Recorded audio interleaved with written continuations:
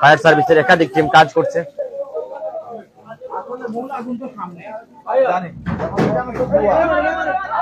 এবং ধোঁয়া বের হচ্ছে। না না, ওই যে ওটার ভিতরে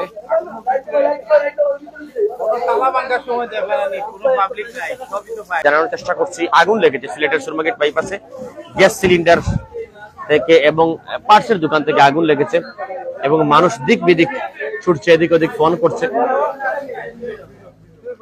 এখন পর্যন্ত কতটুকু ক্ষয়ক্ষতি হয়েছে এবং কোনো মানুষ পড়েছেন কিনা, পাশাপাশি দোকানপাটের কি অবস্থা সেটি আমরা জানানোর চেষ্টা করব। মানুষ আর মানুষ ছুটে এসেছেন, এখানে অনেকেই রয়েছেন আমাদের সাথে। আমরা ধীরে ধীরে দেখানোর চেষ্টা করছি আপনাদেরকে। ফায়ার সার্ভিস এখন পানি দিচ্ছে, ফায়ার সার্ভিস পানি ছিটাচ্ছে এবং পুরো দোকান, এটি হচ্ছে পার্সেল দোকান।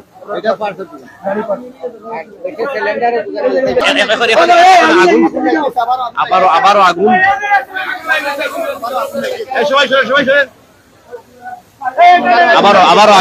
আবারও আগুন।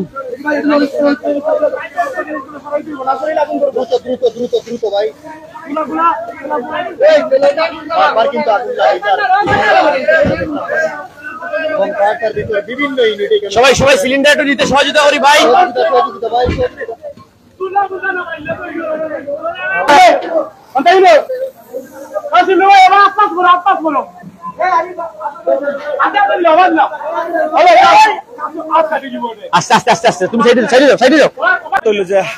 আল্লাহ তাআলা রব্বুল আলামিনের যে অশেষ মেহেরবানিতে আমরা দোকানের পিছে গরু আছিল, বাড়াটি হলো আছিল, কোনো বাড়াটির আল্লাহ রকম তারা জ্বলছে, এমনি মালপত্র তারা অনেক জ্বলছে। আরো বড় ভাগ্যওয়ালা যে এখানে প্রচুর সিলিন্ডার আছে, গ্যাস সিলিন্ডার, এগুলো যদি এখানে বাস্ট হইতো তাইলে আমার মনে হয় প্রচুর ক্ষতিগ্রস্ত আমরা হইলাম অনেক। কিন্তু দোকান যারা তারা তো অবশ্যই ক্ষতিগ্রস্ত হয়েছে, যারা অনেক মালপত্র জ্বলে গেছে। আপনারা নিজেরা দেখলা, অসংখ্য মানুষ এনে দেখলা, লাখ লাখ টাকার উপরে বহু মানে কোটি টাকার খান্দাজ করলে চলে কেন, অত টাকার মাল জ্বলছে। এর বাদ হইলো সবচেয়ে বড় কথা, আমরা এলাকার সব মানুষ এই ব্যাপারে সাহায্য করছে। ফায়ার সার্ভিস মানে তারা ঘন্টাখানিক আগে ফোন দিছে, ফায়ার সার্ভিস আইতে আসলে প্রচুর লেট করলি, সেটা হলো আমরা লাগে সবচেয়ে বড় দুঃখজনক ব্যাপার।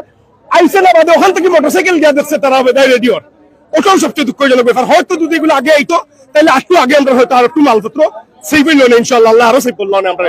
তারপরে আমরা আল্লাহর কাছে শুকরিয়া আদায় করেন যে কোনো মানুষের ক্ষতিগ্রস্ত হয়েছে না, মালপত্র চলছে, কোনো মানুষের কোনো ক্ষতি হয়েছে না।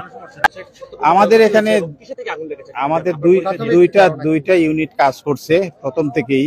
তো প্রথম তো গাড়ির আগুন, গাড়িতে যে পানি ছিল এই পানিতে আগুন নিভানো সম্ভব হয় নাই। তারপরে আমরা পাম্প সেটিং করছি এবং পাম্প সেটিং করে তারপরে পানির সোর্স যখন বেশি হয়েছে তখন আগুনটা নিয়ন্ত্রণে আসছে এবং একই সাথে 3টা দোকানে আগুন ছিল।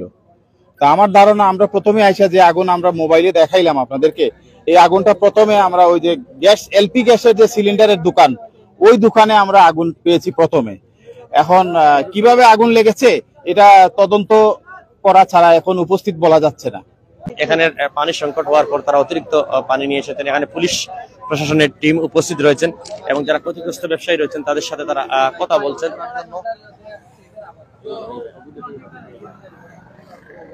ফায়ার সার্ভিস ও সিভিল ডিফেন্সের একটি গাড়ি এবং তারা মালিকের যে ক্ষয়ক্ষতি হয়েছে তাদের, তারা পুলিশ প্রশাসনের সাথে কথা বলছেন। আপনাদের বাসাটা পিছু নেই, কতটুকু ভয় পেয়েছিলেন? মানে অনেক ভয় পেয়েছি। লাগছে আগুন বা কিতা থেকে আমরা তো এখানে জানি না, আমরা শুনে এখানে আসছিলাম। আমাদের বাসায় পুলিশ ফাঁড়ির সামনে। আপনারা ঘটনাটা শুনে আইছেন? জি। আপনারা ডরাইলেন এই যে গ্যাস সিলিন্ডারে বাস মারছে? অবশ্যই ডরাইছি, অনেকগুলা ক্ষতিগ্রস্ত হয়েছে। আপনারা এই কিতা করছেন মামুনি? মানে এখানে যেগুলা দেখেছি অনেকগুলা মানে পুড়েছে, জিনিসপত্র ক্ষতি হয়েছে, আগুন ধরেছে। একটু তাড়াতাড়ি আপনি আসেন, আপনার লাগা দোকানে আগুন ধরছে।